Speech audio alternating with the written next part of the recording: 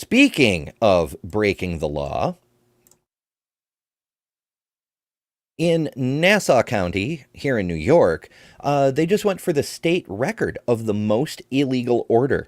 You may have heard something about this, since the world's most famous transphobic trans person, Caitlyn Jenner, felt the need to drop by and speak at the occasion.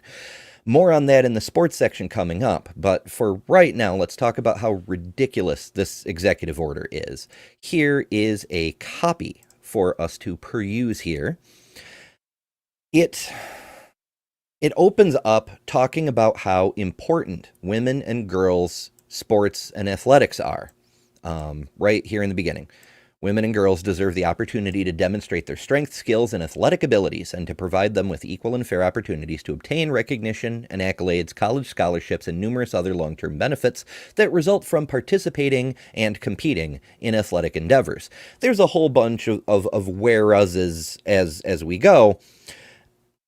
And then, whereas the County of Nassau is committed to protecting women's and girls' rights to compete athletically and to realize the opportunities of participating in a fair sporting competition, I, Bruce Blakeman, County Executive, yada, yada, yada, order that all sports leagues, organizations, teams, programs, etc.,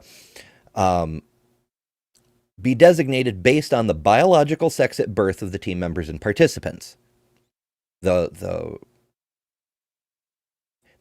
The teams have to file for a permit to use Nassau County parks and facilities. So for the purposes of those permits, the organizing sporting event competition must be designated as males, men, or boys, females, women, or girls, or co-ed or mixed, including both males and females.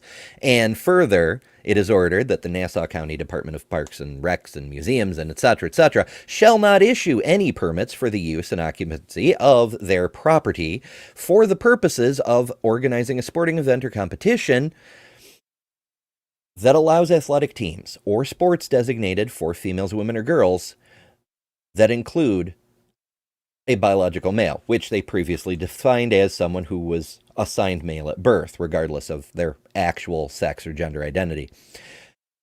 It is further ordered, Nassau County Department of Recs, that they may issue permits for the use of spaces for organizing a sporting event or competition that allow athletic teams or sports for males, men, or boys that include biological females.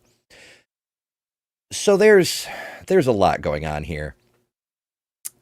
It just breaks my mind because it talks about how important women and girls' rights to athletics and sports is. And then it goes on to block access to the sports facilities for women's teams. Women's sports are important. Therefore, to protect women, we're not allowing women to do the sports. That's a little weird. But also, what could be more pro-women than blocking women from doing sports to protect them in doing sports? But it's also worth noting that this order is groundbreaking in that it does more than discriminate against trans women, but also includes everyone who associates with trans women. But also it specifically states the same rules don't apply to boys' teams.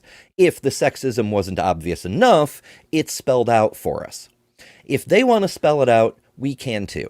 Between the sexism and gender-based discrimination, this order violates Title IX, the Education Amendment of 1972, Title VII, the Civil Rights Act of 1964, the Bostock Decision, Federal Executive Order 13988, and the 14th Amendment of the Constitution twice. That's just federal. It's got more for New York law. It also violates the New York State Human Rights Code and the Gender Act. Bans on trans athletes are currently active or proposed in 24 states. It's important to remember this trend only started in 2020 with Idaho. In the decades prior to that, and in the majority of states and territories that haven't lost their minds, we somehow have not seen trans athletes come to dominate every sport ever. In fact, it's just the opposite. Recently, Arizona senior and cis girl Audrey Jimenez made history by taking a state wrestling championship in the boys division. Cis girl dominating the boys at the state level.